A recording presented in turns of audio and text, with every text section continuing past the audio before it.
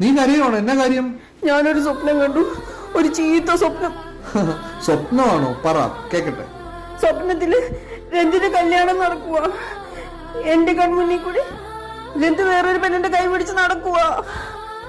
സദ്യക്ക് രഞ്ജ് അവക്ക് വാരി കൊടുക്കുന്നു, അവള് രഞ്ജിന് വാരി തരുന്നു.